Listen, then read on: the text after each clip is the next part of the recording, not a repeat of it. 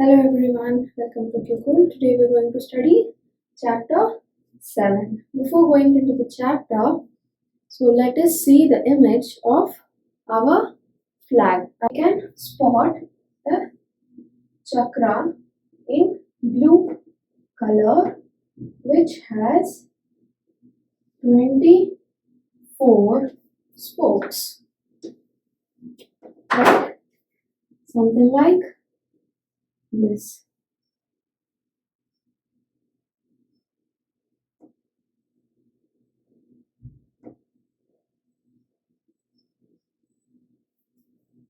Something like this, right? We call it as Ashoka Chakra. Right? We call this as Ashoka Chakra. So where else can we find this Ashoka Chakra?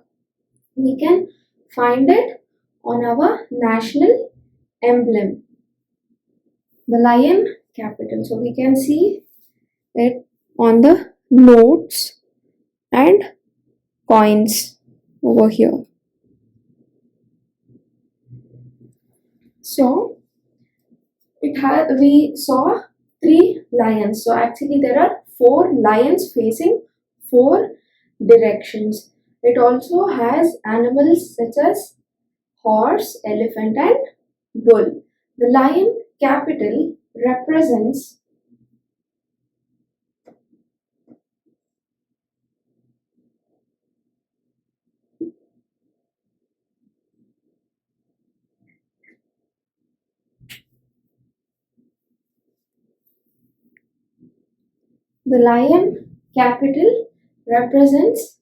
pride, power, courage and confidence. That is PPCC. Okay. So this is one of the greatest contributions from Emperor Ashoka. Today we are going to study about the Emperor Ashoka who gave up war.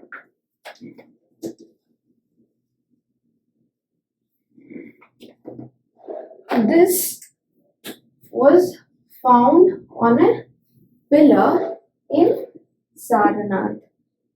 So as we studied in the last chapter, Saranath is the place where Buddha's first ceremony was held after attaining enlightenment. So to commemorate Buddha's first ceremony, Emperor Ashoka built a stupa in Saranath. This pillar is also found in Saranath, which has the lion capital as we can see in the image. So Ashoka was known as a greatest ruler to the history by his instruction inscriptions. So King Ashoka inscribed all his instructions so that people will be able to understand his instructions clearly and they can follow it in a proper way. So Ashoka inscribed all his instructions on pillars and rocks so that people can clearly understand the instructions and follow them. Ashoka belonged to Mauryan Empire. So Ashoka belonged to the Mauryan Dynasty. So what is the meaning of dynasty? So dynasty means members of the same family becoming kings one after the other. That family is known as a dynasty. So Mauryan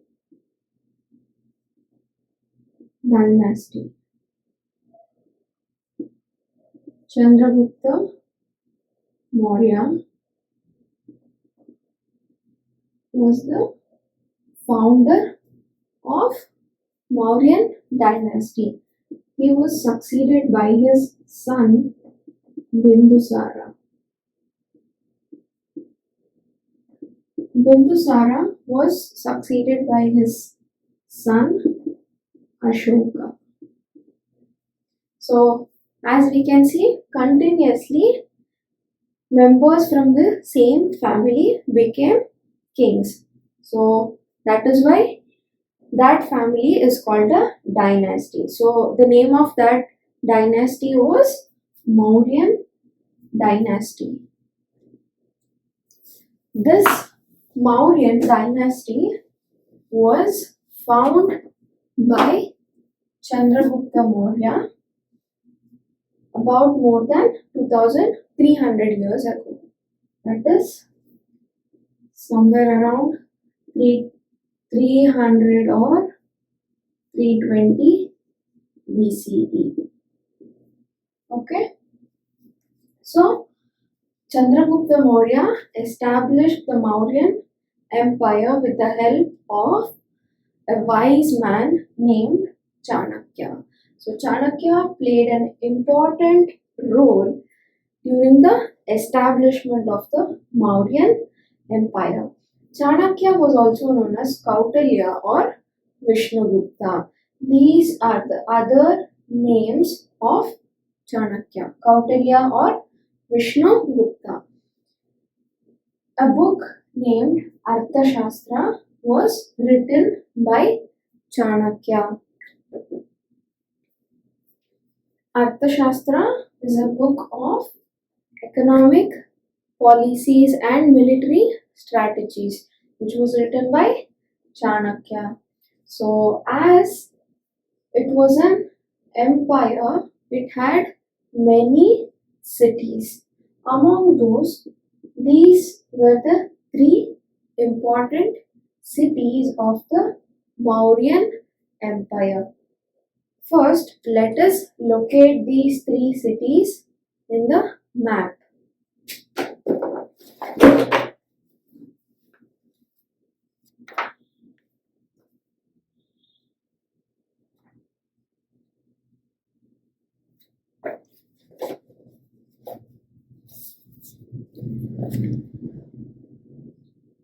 Pataliputra. This is the capital city of Mauryan Empire. Takshila. This is a gateway city for Northwest and Central Asia. And another important city is Ujjain, which was the gateway city from North India to South India. So all the other cities which are marked in the red dots are the places where inscriptions of the Emperor Ashoka were found.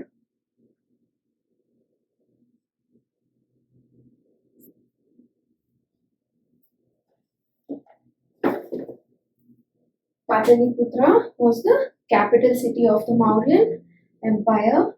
Takshila was the gateway city for Northwest and Central Asia. Ujjain was the gateway city for from North India to South India. So, as I already told you, it was an empire, not a single kingdom. So, many kingdoms together form an empire. So, as it was vast area, so different people lived in different regions of the empire. So, people such as merchants, traders, and craft persons used to live in these important cities. And in the central part of the India, uh, it was forested. So hunters and gatherers used to live. In other parts of the empire, farmers and herders used to live.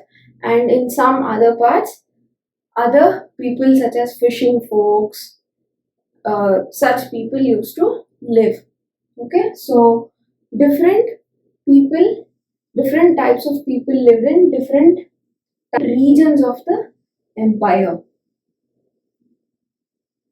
And the language which was spoken by people was different from one region to other region, and also the culture which they followed was different from one region to other region, and the food type the clothes. Okay, so basically there was a diversity in the empire. So as we learned in the last chapter, so several territories together form a kingdom, right?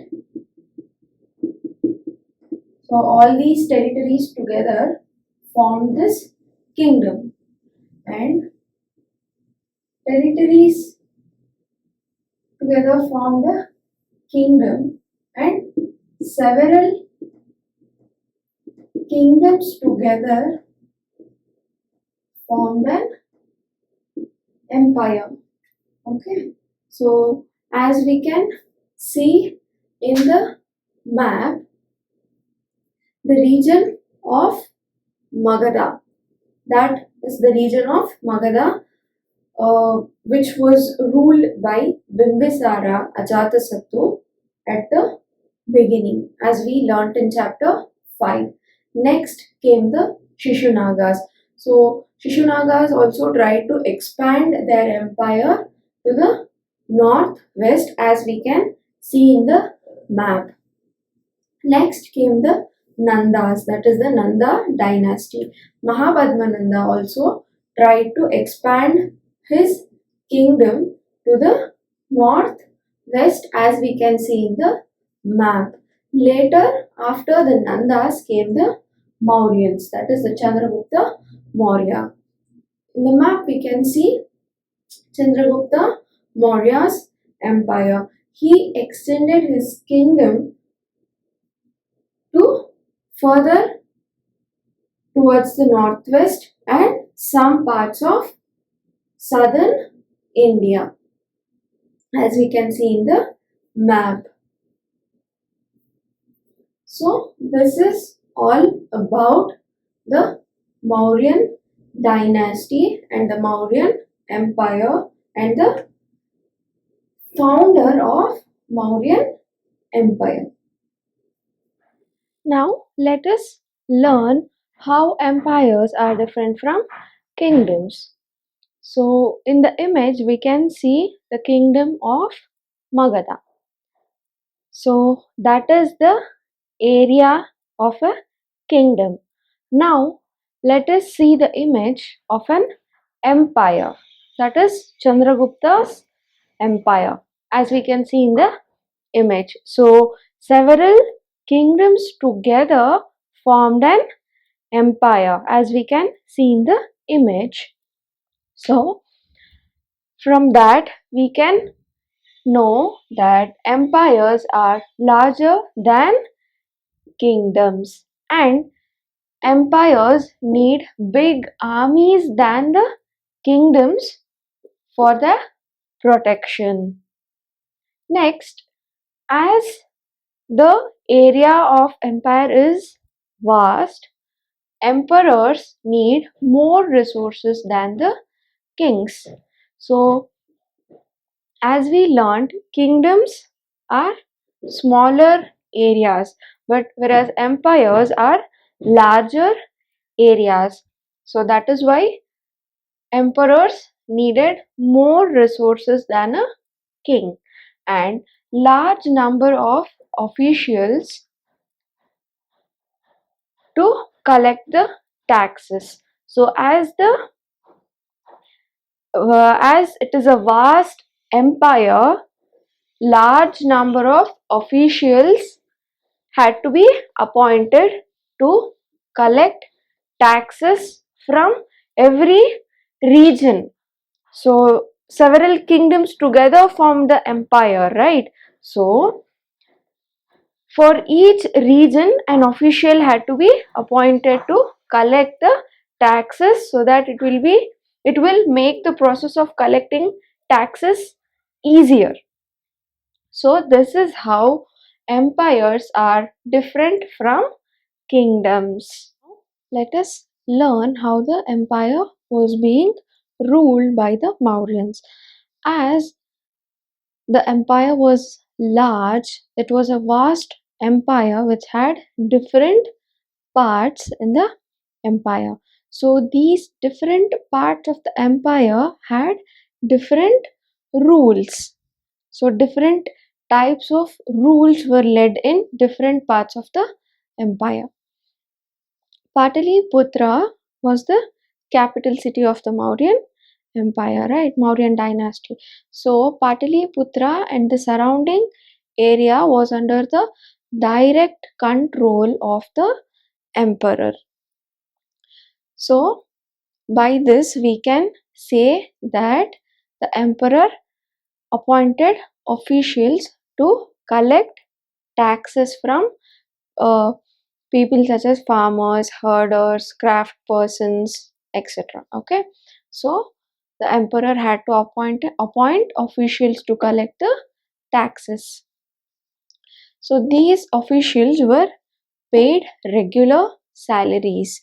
Sometimes officials also punished people who denied to obey the orders of the emperor. So also, the emperor supervised all these officials.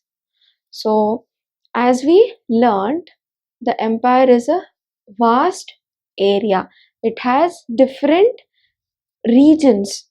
So, in all those regions, the emperor had to appoint officials to collect taxes.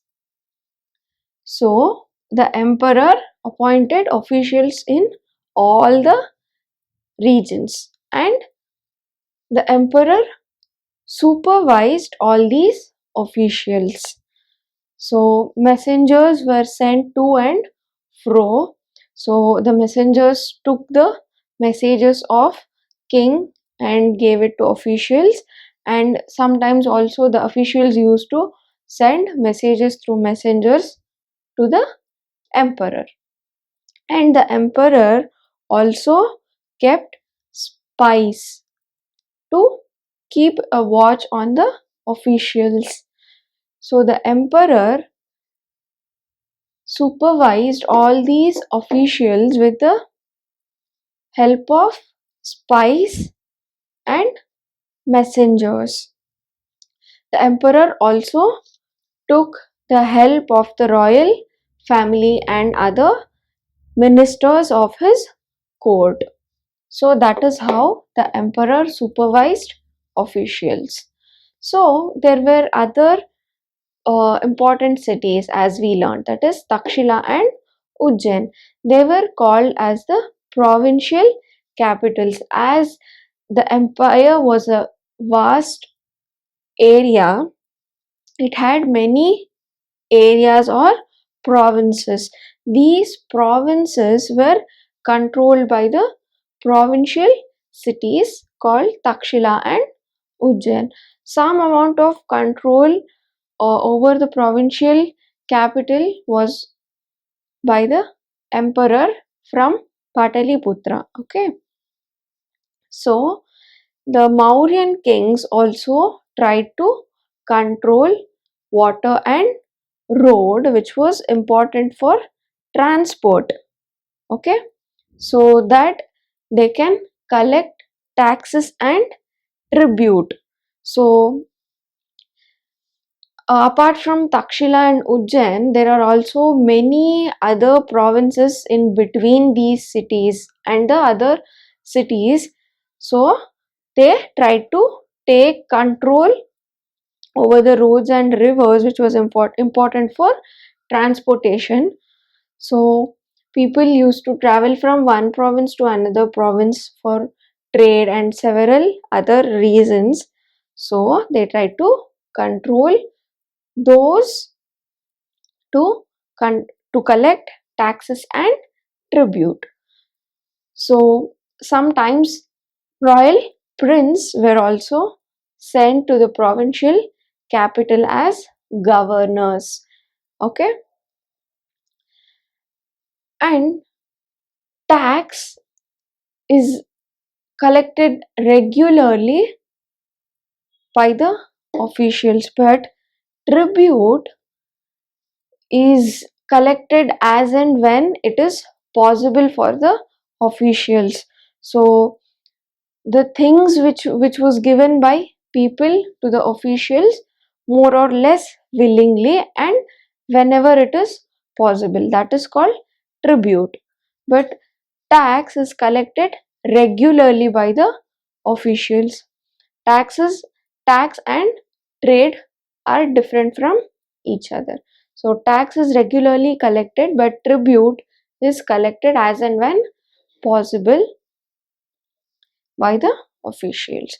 So as it is a vast empire, I told you, and there were some forested regions in the empire.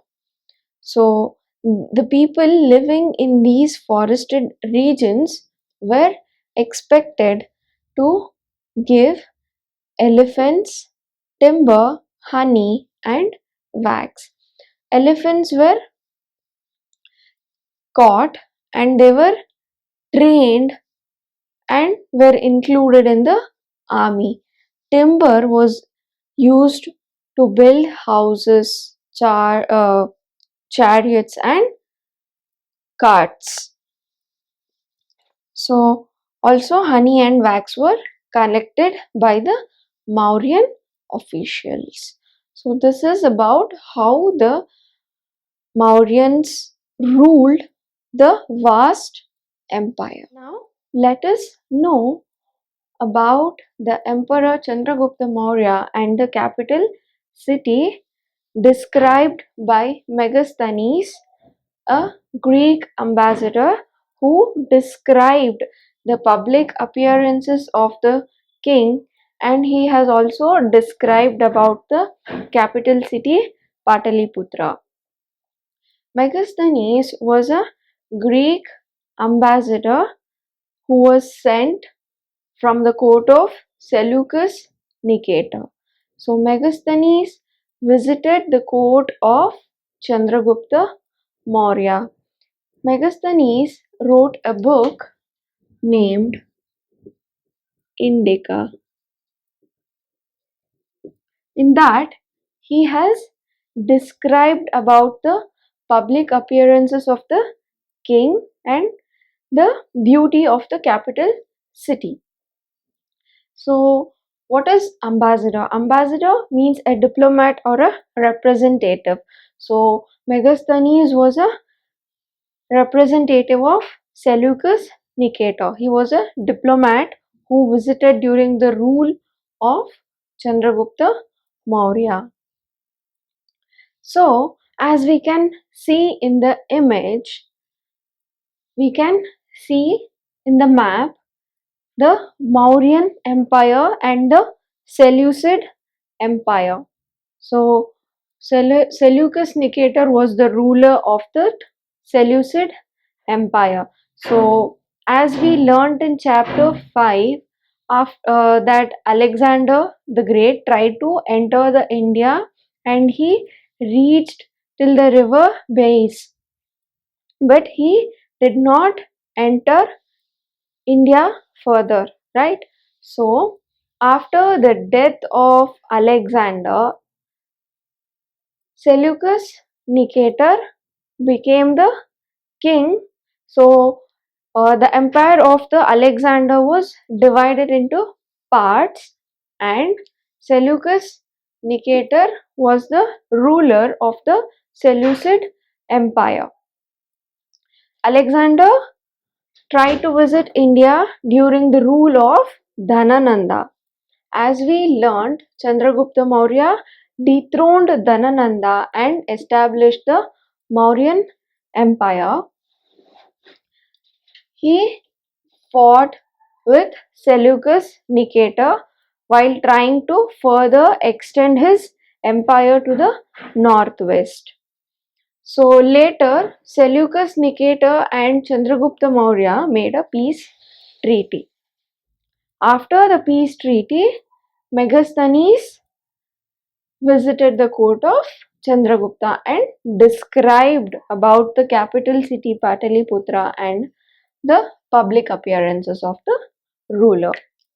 Let us know what Megasthenes has described and how Megasthenes has described the city of Pataliputra.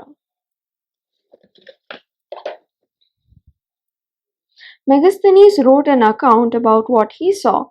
Here is a part of his description. The occasions on which the emperor appears in the public are created with grand royal processions. So, uh, the public appearances of the emperor was celebrated as a grand royal processions. He is carried in a golden palanquin. So the ruler was carried in a golden palanquin. His guards ride elephants decorated with gold and silver. The guards ride the guards ride elephants which were decorated with gold and silver. So the guards surround the ruler for his protection. So those guards sat on elephants which were decorated with gold and silver. Some of the guards carry trees on which birds live, including a flock of trained parrots circle about the head of the emperor. The king is normally surrounded by armed women. He is afraid that someone may try to kill him.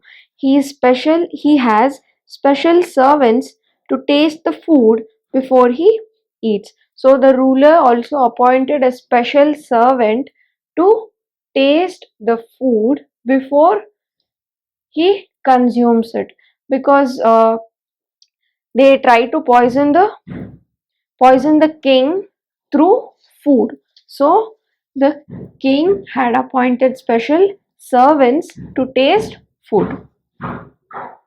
He never sleeps in the same bedroom for 2 nights.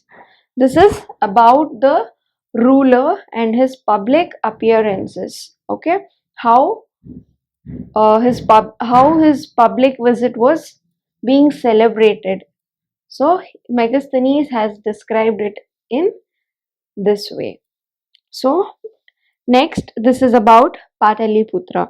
About Pataliputra, modern day Patna, he wrote, "This is a large and beautiful city. It is surrounded by massive wall." So Pataliputra was a walled city. It has 570 towers and 64 gates, and the houses were of 2 or 3 story buildings which were built from mud, bricks, and wood. And the palace of the king was made from wood and was decorated with stone carvings. It is surrounded with gardens and enclosures for keeping birds. So, this is how Megasthenes has described Pataliputra and about the emperor. So, during the rule of Chandragupta Maurya, we got 2 written sources. So, one is Arthashastra, which was written by Chanakya. One is Arthashastra, which was written by Chanakya. So, in Arthashastra, he has described that Northwest was important for blankets and South India was important for gold and some precious stones.